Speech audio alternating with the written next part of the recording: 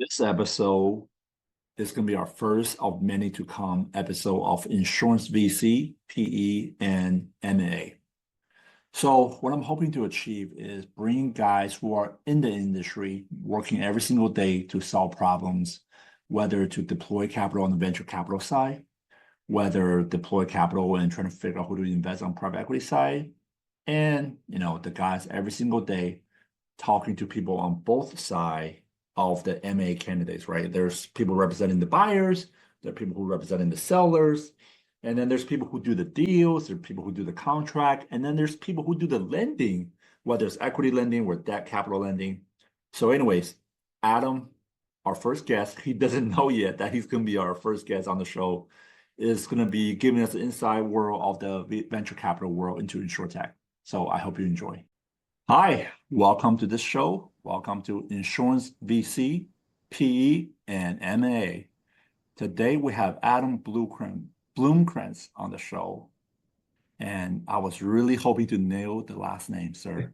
How are you? I'm doing great, Jeff. Great to be here today. I'm excited to bring you as the first ever guest, first ever recording of our new show. And MA, VCP is such a big thing in the insurance world, and I don't think there's enough people talking about it. So I'm excited to bring some attention to this. And a guy with your reputation is a perfect person to be the first on the show. First of all, Jeff, you didn't tell me I'd be first on the show. That's a lot of pressure I didn't sign up for. But you were such a good guy. You're smart, you're competent, you're plugged in, you know the business, like very few do. So I'm happy to do anything for you. So I'm happy to be here and have this conversation.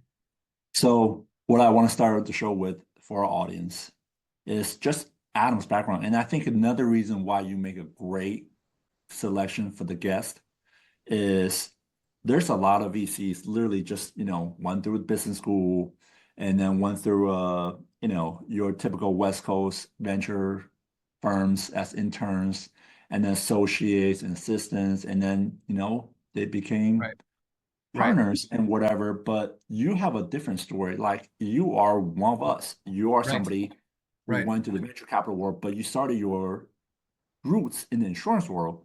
Right. So I think that makes this compelling, right? Yeah. So if you can, I'm turning the mic over to you and give our audience your background and how'd you gone from insurance, how'd you get into insurance and then pivot over to a VC? Yeah. So happy to tell a story and don't tell anyone, but nothing makes me happier when someone like you says that I'm one of us or one of you because it's very important to me. My insurance roots are very important to me. And I'll say something controversial off the top. To get into VC generally, I think a lot of the traditional routes make sense. But I think to be a pure play insurtech investor, Jeff, to your point, you have to have insurance roots. You have to have insurance roots. Otherwise, I feel you're playing with one hand tied behind your back. And so with that, I'll go into my story and then how I got here, and then we can go into why I think you're at a significant disadvantage unless you've kind of lived, not kind of, have lived in the insurance world prior to becoming an insurtech investor. So my family has been in insurance forever. My great grandfather started an insurance brokerage firm in 1929, just outside Manhattan in Queens. Then over the years, we've kind of moved out east on Long Island. Um, Over the course of 80 or 90 or so years, that legacy agency evolved. And when it was all said and done in 2014, right before we sold that agency, we were a full service shop. We did property and casualty, we did benefits, we did life insurance. I had gone to law school. I had practiced insurance litigation for a couple of years before I started working full time for that legacy agency. And I loved it. I loved it. I think I'm biased, so I'll start with that, but I think insurance gets a bad rap. There are very few industries that are critical to a functioning economy, and insurance is absolutely one of them. And the second unique piece that I don't think people appreciate is that I worked in our property and casualty department, Jeff. And every week I dealt with businesses, forget about all shapes and sizes, that's true too, but that came from every other industry. One Tuesday morning, I'm working on a sports related account. And then that Thursday afternoon, I'm working on a manufacturing account. And then the next Wednesday, I'm working on a construction account. And so you get to look and feel and experience so much of what's happening across the entire United States economy. And it's hard work, but it's rewarding. So I think insurance gets a bad rap, but that's a totally separate conversation. I worked for the legacy family business. We ultimately sold that agency to a larger private equity backed roll up. And ultimately, the first 3 or 4 years post acquisition, I remained on the brokerage side. And I loved it. I've done everything from teeny tiny, small Main Street bops, Jeff, all the way up through very large risk management accounts and then everything in between. So I've experienced really everything one could outside of, some of the stuff on the carrier side, like claims. But even for a sophisticated broker like we had, and still to this day, you do get involved in claims. So I had some exposure there. But 2015, 2016, I saw the writing on the wall. Technology innovation can impact our industry, as I know you did too around that time, Jeff, in a big way, but wasn't going to happen overnight. And I said to myself, if I'm going to be in this industry for the next 7 decades, I want to be a part of what's happening from a transformation perspective. And so I started working with companies off the side of my desk. And, ultimately in 2018, the company NFP that acquired my legacy business decided to stand up an InsurTech fund to invest in InsurTech companies that were strategically relevant and aligned with NFP's core business. And with that would come all sorts of exciting benefits that were relevant to NFP and their clients. And so, given my insurance roots, but also what I had done for the last 3 or 4 years working with early stage innovative companies off the side of my desk, it was a really natural progression, an exciting progression of my career to join that fund in 2018 full time.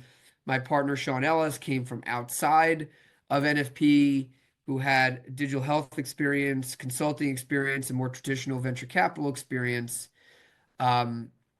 He helped found the fund, and then off we went again, early mid 2018.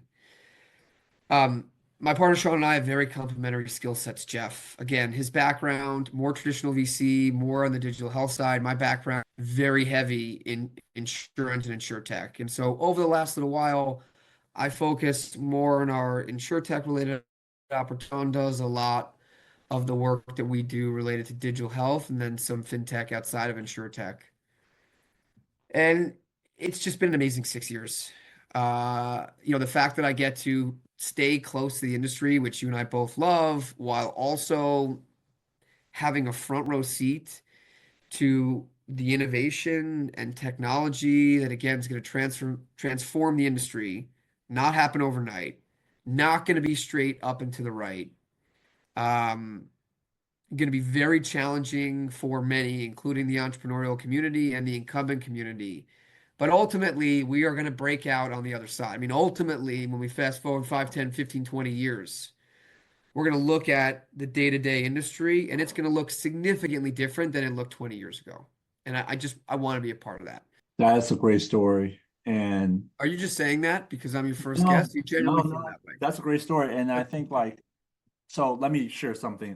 Yeah. I usually want to focus on the guest, but I remember I had a company a while back ago, which by the way, you Jeff, I'm impressed. familiar, It took you 6 minutes before you're got familiar into the with. box. Yeah, I'm I impressed. was going through my racing stage, and I spoke with somebody who was a very big fund.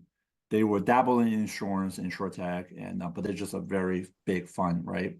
And two people I had on the call, they were graduate out of college, and then she went through a fast track system, and next thing you know, she's managing a fund with $250 million into it. And like, yeah, we like to invest in insurance.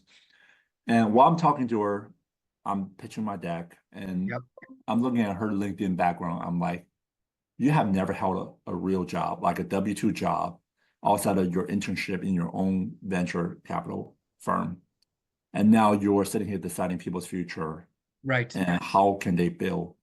Like there's so much in going to looking at founders, evaluating their ideas than just a slide deck. You have to figure out, does someone have the grit, understand grit plays a big part. And then the whole time I'm just pitching her and I'm just like, she had never actually been around successful entrepreneurs, let alone, you In know, this industry. Yeah.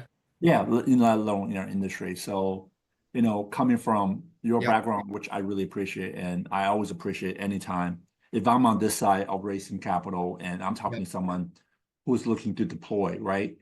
And I appreciate that somebody understand the problem that exists in the insurance community and say, how do we find tech, try to better it, try to evolve it, try to support it, right? Try to better the customer experience. So I appreciate everything Yeah. you Yep. said. Yep. And so now I have questions, right? These are the questions that a lot of Can I just people say who, one thing, Jeff, on that point you made? yeah, Is I'll take both sides of that. I'll first agree with you and say I completely agree. It is insane that smart folks, right? You're not taking anything away from, the investors that are smart, they're competent, they're intelligent, they worked hard, they probably did great in school. So not taking any of that away from them. But it's this insane concept that they hold the power in an industry they know nothing about. thank you for all your support to our channel. Here is a quick word from our sponsor. Please click on the link below in the comment section to sign up for a demo with Track AI. What if your insurance sales conversations could work harder for you? Meet Track, your AI-powered conversation intelligence partner. Track automatically captures and analyzes every customer interaction, providing instant call summaries, risk analysis, and AI-driven coaching insights.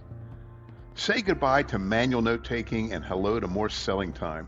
Track handles the admin work while you handle the revenue. Fully integrated with your favorite platforms. Plus, get custom AI analysis tailored to your unique business needs. Transform your sales team's performance with Track. Visit track.ai today. Click the link in the description below to schedule a demo with Track today. And then to your point, just zooming out a bit, they're so early in their careers. Forget about within insurance. They have no experience or little experience even appreciating what a good entrepreneur, successful entrepreneur looks like at the stage. So I wholeheartedly agree that, but I want to take the other side too, Jeff. Not necessarily to be fair or to defend the venture capital community, because I could care less about doing that. I'm a part of it, obviously. But I'll call a spade, regardless of, what side I'm coming out on. But entrepreneurs, I think, also need to look themselves in the mirror and ask themselves several questions. First is, if I am so obsessed with this problem that I want to solve, why am I going to go to, venture capital right out of the gate? Maybe I find a way to, and this is easier said than done. It is not lost on me, but maybe I find a way to, find the capital from friends and family. Maybe I find ways to start to work on the business off the side of my desk while I've got a full-time job and attempt to get the business in a spot where I don't need venture capital money. Knowing that in the back of my mind, I'd like to take venture capital money one day just to pour gas on what's working and move more quickly and get smarter folks around the table. But ultimately, and I'm guilty too. I've got the entrepreneurial itch. I talk to entrepreneurs all the time, and I know it's easier said than done, but I do think we've got to go back to a spot where entrepreneurs aren't looking for venture capital, Jeff, as early and as often as they have been over the last 5 years. Anyway, we'll put a pin in that. We come back to that. I know you had some questions. I want to say my piece. So I'm going to throw a couple different questions at you, and you can elaborate on as long as how much you want. So for those listeners out there who are in insurance industry, who have achieved things, and they are really, really curious about VC world, PE world, you can speak on the VC experience. How does someone make the transition from really knowledgeable about insurance, about tech, over to the other side of the table to sit at your chair to become venture capital, and how do someone start? So that's one question, and table that one. And then the second question is a big question. It's a broad question. How do you see the VC approach to InsurTech the last 6-7 years, from InsurTech 1.0 to InsurTech 2.0? How do you see people adapting, changing, and the next wave? So, Okay. I will start with the second question, Jeff. It's I guess it's your podcast, so I don't make the rules, but like feel free to chime in and because I know we're gonna have a much better conversation. We're gonna have a much more valuable conversation for your listener base if you and I are going back and forth as opposed to me just talking at a screen for 10 minutes. So seriously, jump in, but a lot of the cliche stuff. So hopefully we can figure out a way to not just talk about the cliche stuff, but InsurTech 1.0, all about growth, no focus on unit economics, raise as much money as you can at as high evaluations as you can. And a lot of those stories didn't work. A lot of those stories that many people thought weren't going to work are kind of back from the dead and may work long term. So we'll see how some of that plays out in terms of right sizing their unit economics and building more durable business models. But there's no doubt that over the last 3 or 4 years, InsurTech 2.0, you're seeing more businesses focused on supporting agents, supporting traditional distribution lines, which is music to my ears, given that I've got these deep brokerage roots. But you're also seeing businesses, and you hear it in my voice. I'm not sold on this, and I'll explain why. But people are talking more and more, Jeff, and you hear it too about, oh, I'm focused on unit economics. I understand it's not growth at all costs. I want to get to, some sort of break-even point sooner rather than later without having to raise, 3 or 4 or 5 rounds of venture capital money. So I think the industry knows what to say. We've got that down. Everyone knows what a venture capitalist wants to hear. Everyone knows what other entrepreneurs want to hear. Everyone knows what incumbents want to hear.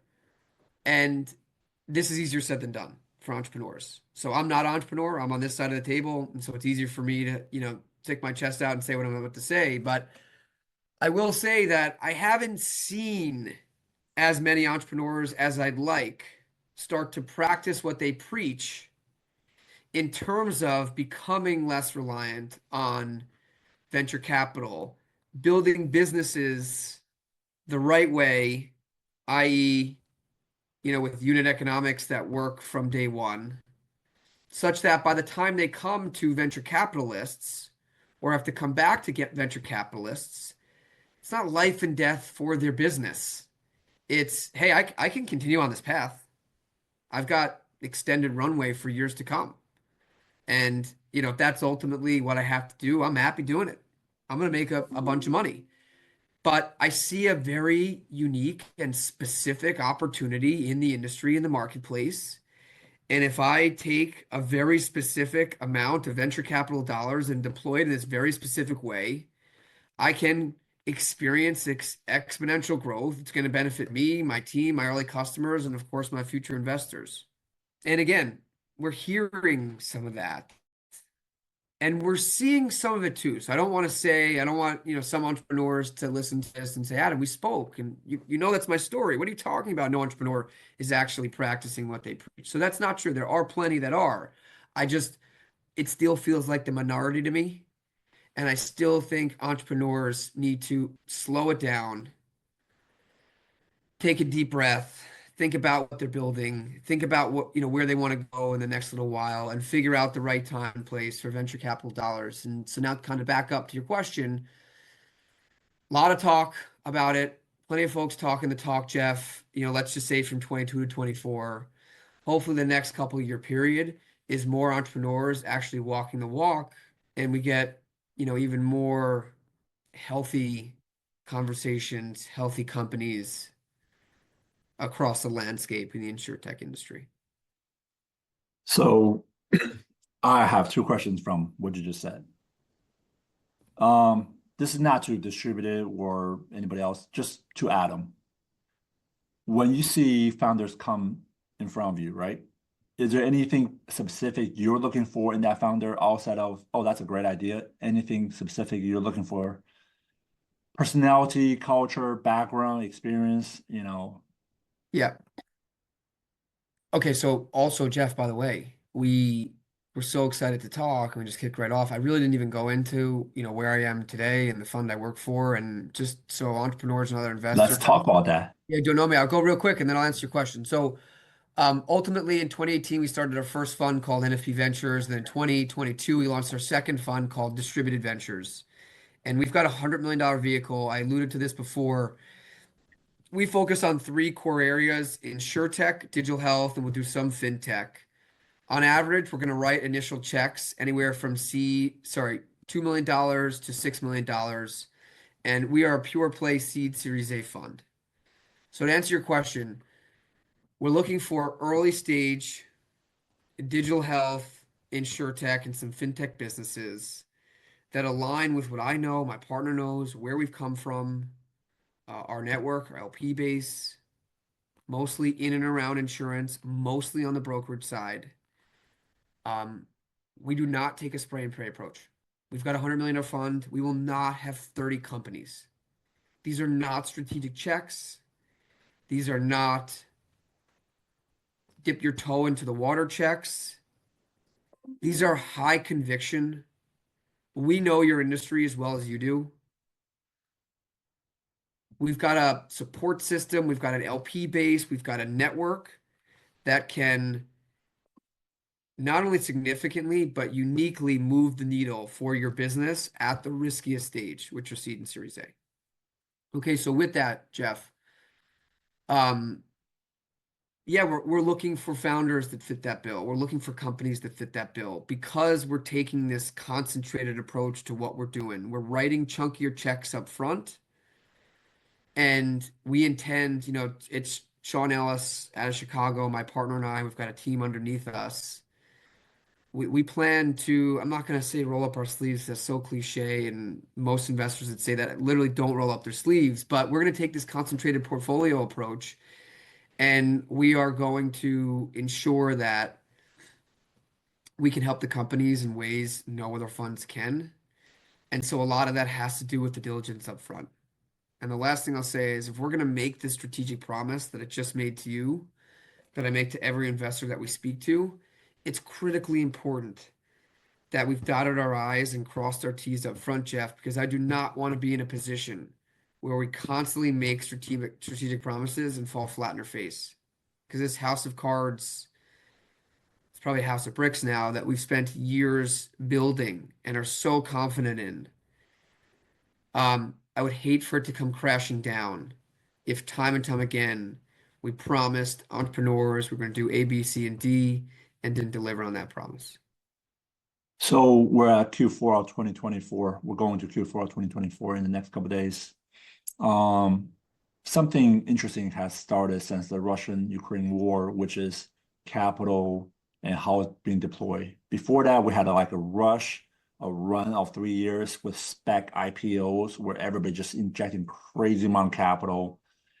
The last 2 years is a little bit different. Like some people say there's like a dam holding all the fundings back, right? Whether it's on family office PE or VC side.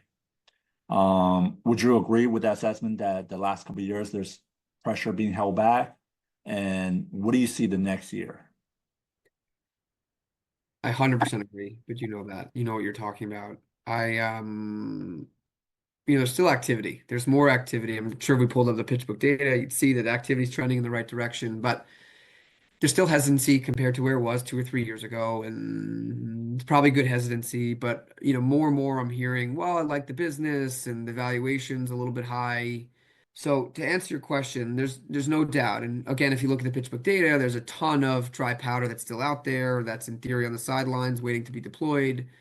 I just think there's still enough uncertainty in the marketplace, Jeff, where investors are cautiously increasing the pace of deployment for all sorts of reasons. It starts, as we all know, with the IPO market. Glimmers of hope, interest rates obviously coming down. So that story is starting to trend in the right direction, but we are not out of the woods yet. But all that'll start to trickle down.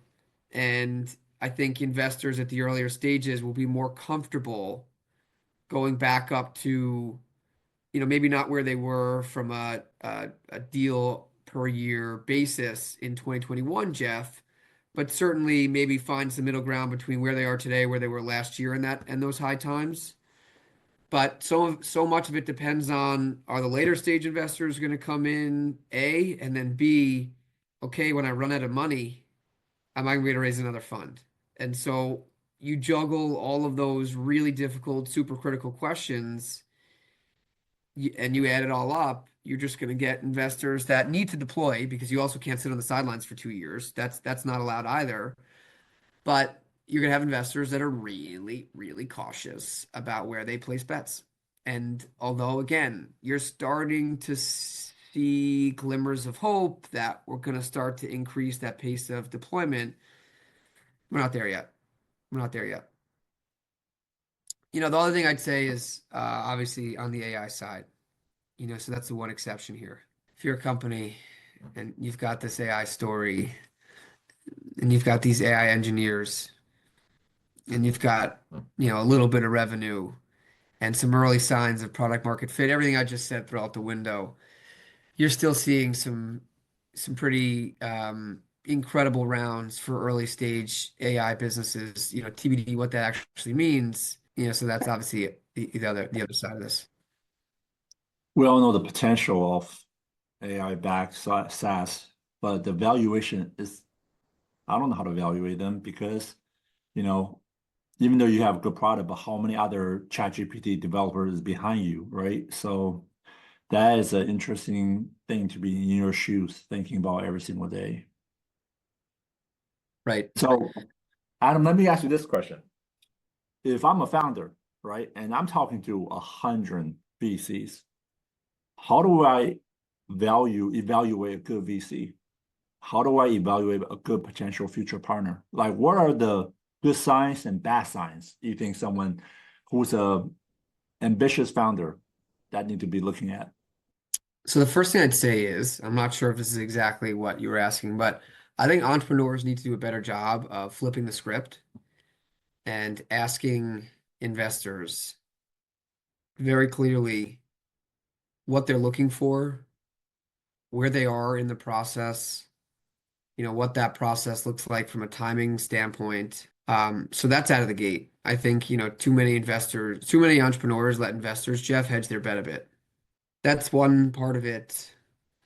What else did you want to know? What else did you ask there? What could be like a bad sign for future relationship that can go south? Like, what are some things we can do to set the expectation today? Let's just say today you like my product, you like what I'm trying to do. yeah.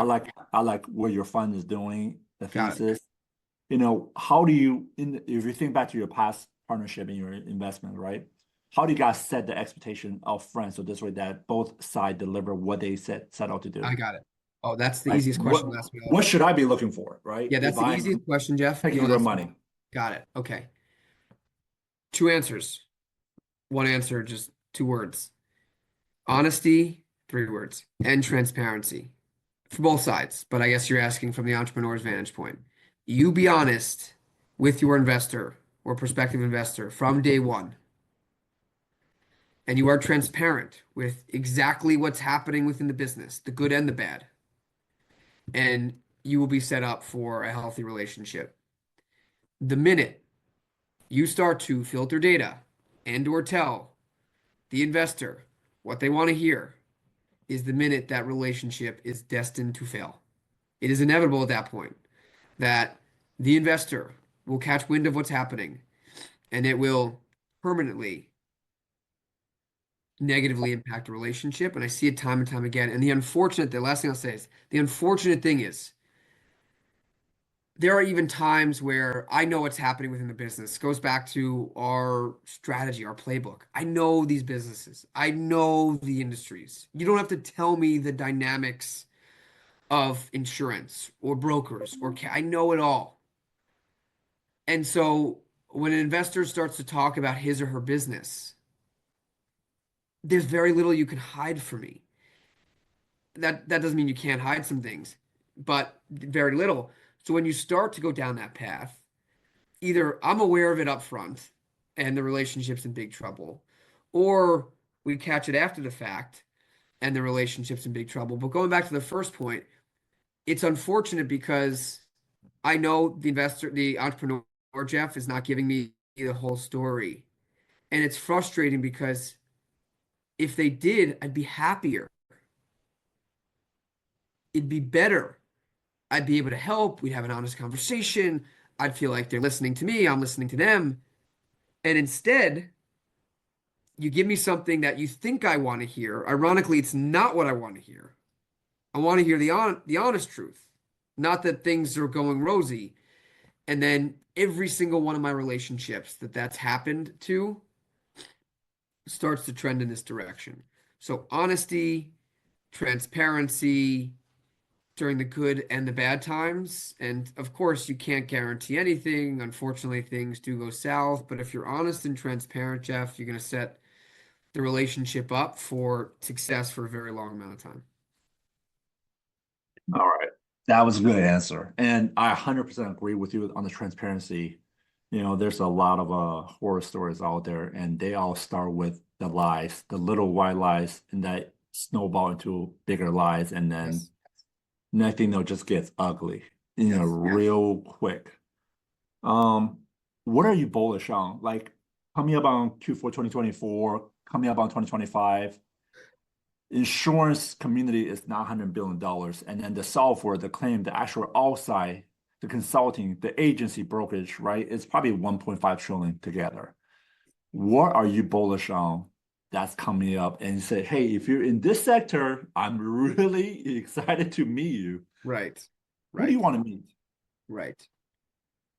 I want to meet anyone in InsurTech that is, and I'm going to give you the cop-out answer, then I'll give you a more specific answer. I want to meet anyone in InsurTech Perfect. that is building in a way that is not going to require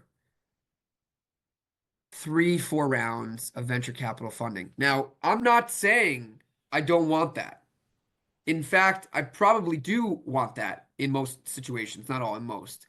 But I don't want to be reliant upon a third and a fourth round of venture funding. So if you're an entrepreneur, whether you think you have to grow more slowly or more cautiously, or you just think it's in a space that's going to take a little while longer to get certain metrics that you think a B and beyond investor is going to need, I don't really care.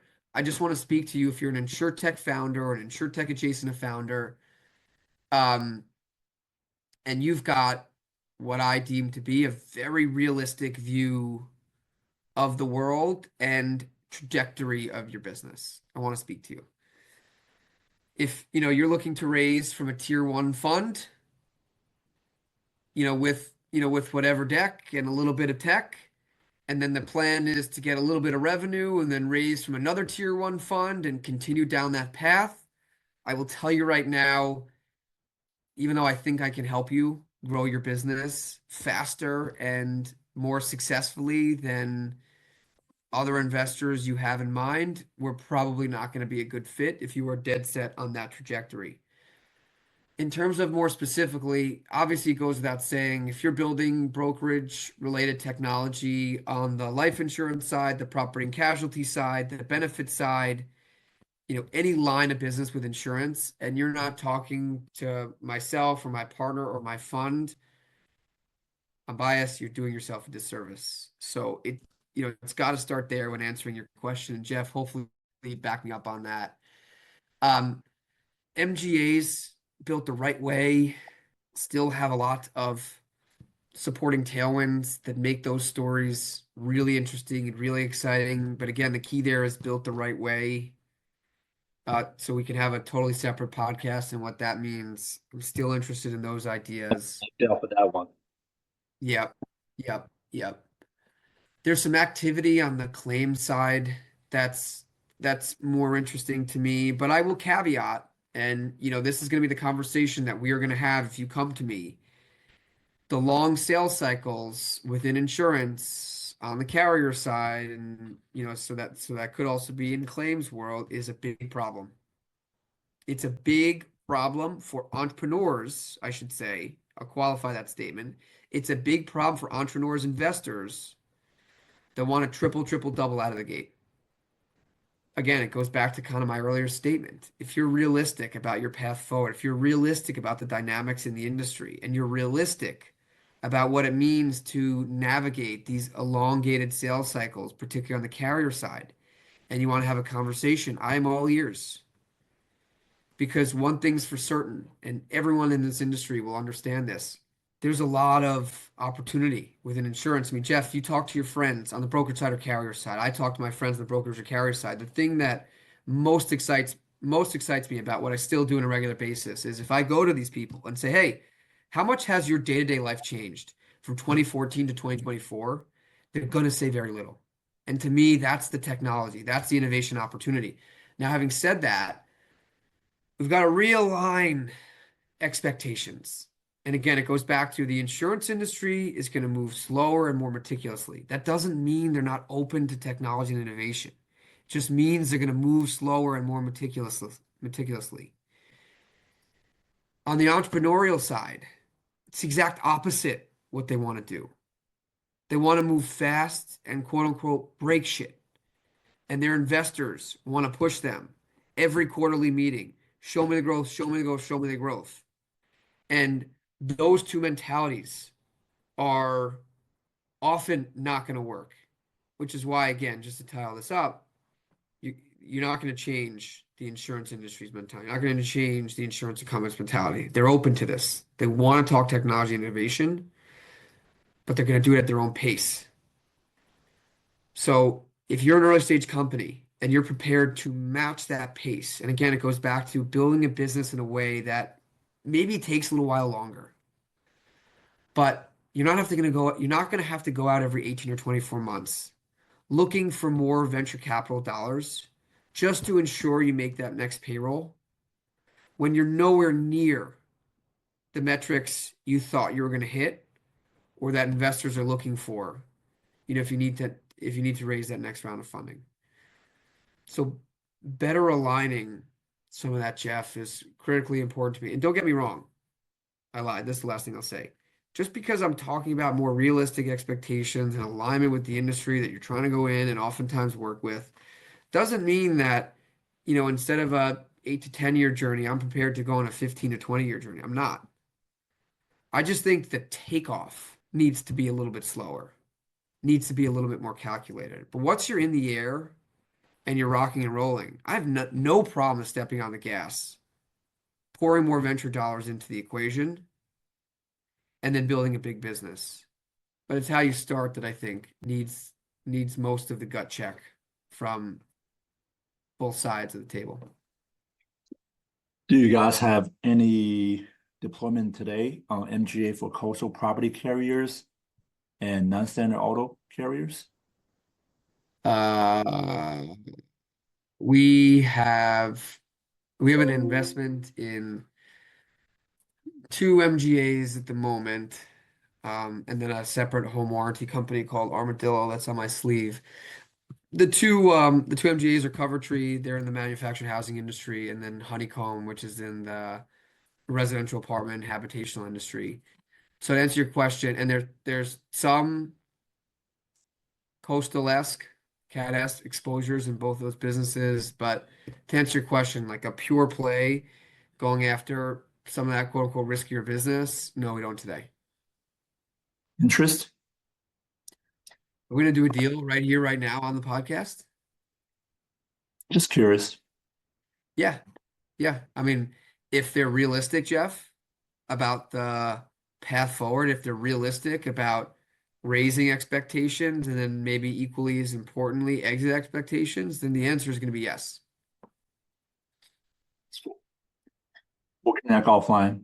Of course, I'm going to introduce you to some friends that's going to be at ITC in the next couple of weeks. Are you going to be there? I'm going to be there. Jeff, before we hang up, let me say something provocative, say something controversial. Let's end on a high note.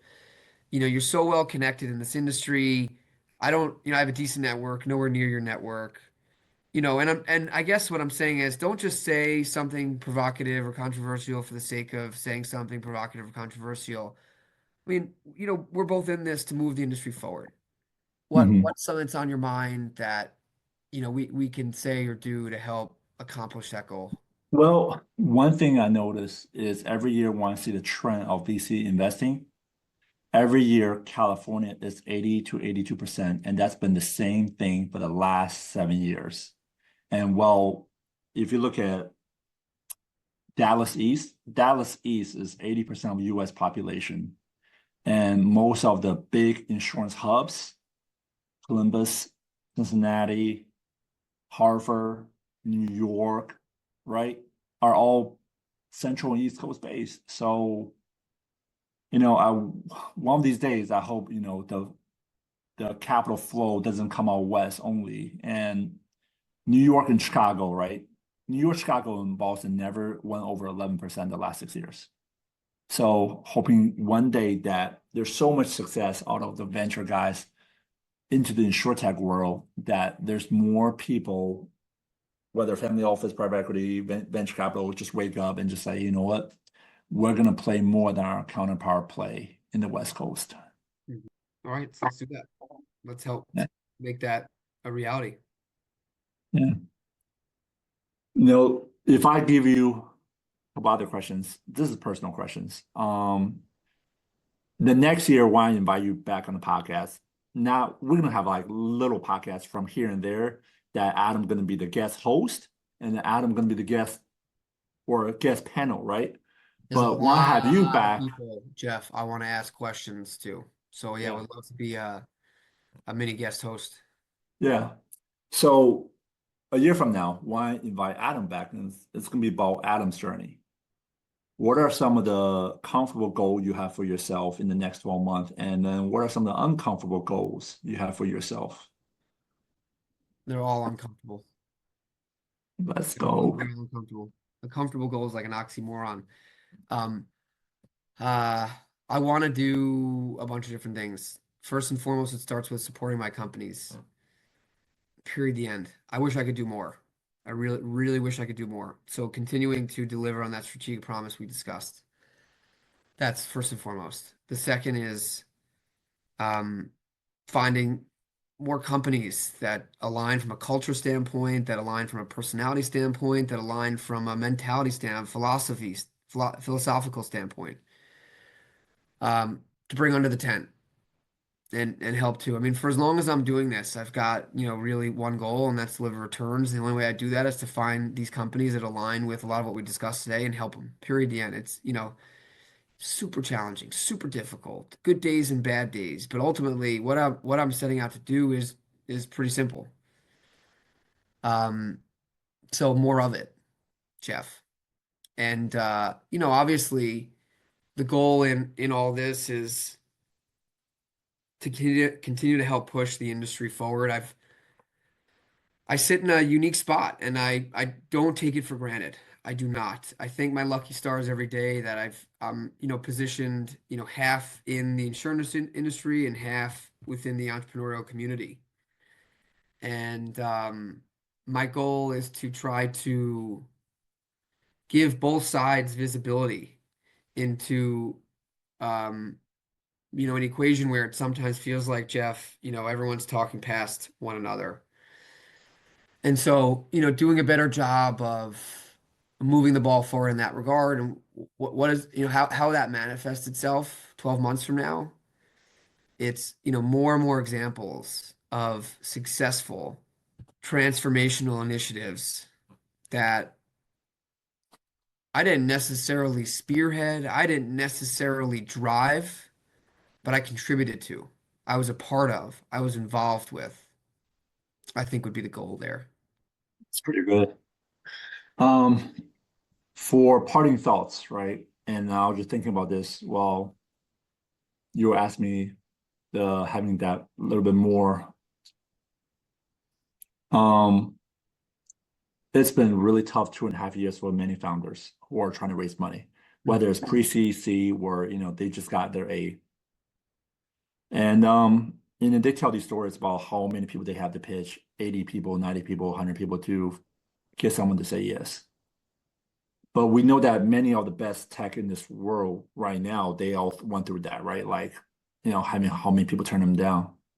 What advice would you give someone who's currently struggling right now going through the grind, meeting VCs and pitching their idea, what advice would you give to that founder if you're talking to them?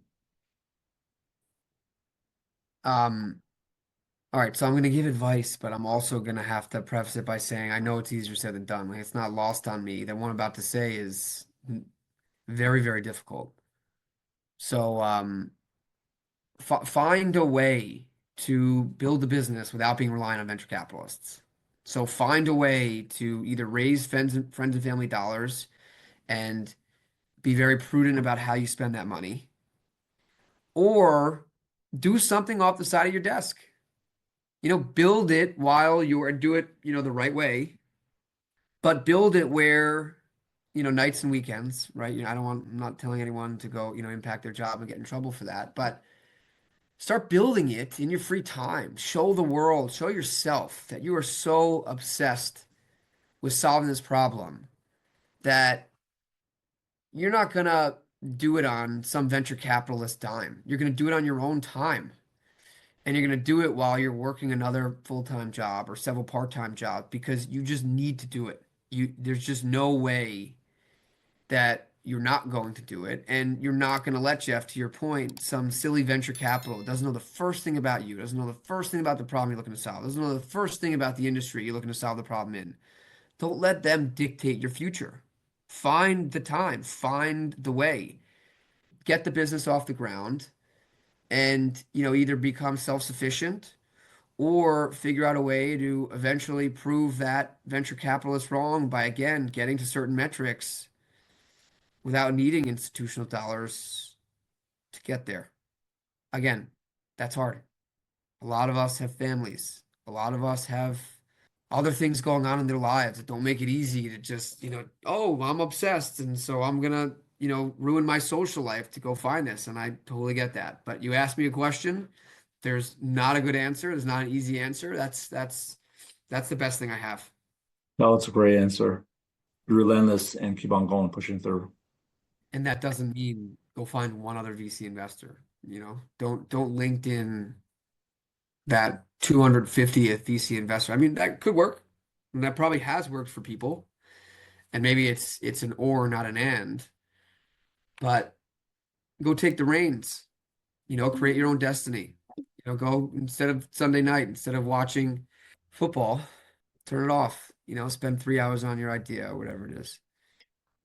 I'm looking forward to maybe put a panel together with you. And I think part of the show, we're going to have attorneys, right? Attorneys and people who structure deals, and people who do valuations. And it'd be a cool show coming up to do like a panel speaking thing. And I think, Adam, you bring a lot of different perspective. It'd be a very cool couple episode. Jeff, I have so much appreciation and respect for you. Thank you for giving me this opportunity. Again, you really pulled a fast one on me with your first guest, but I'm honored. Hopefully I delivered.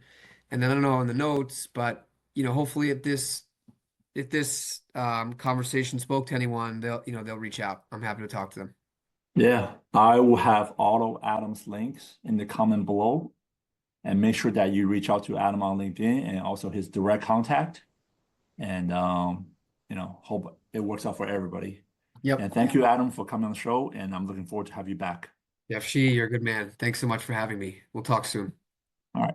Bye-bye. Yeah.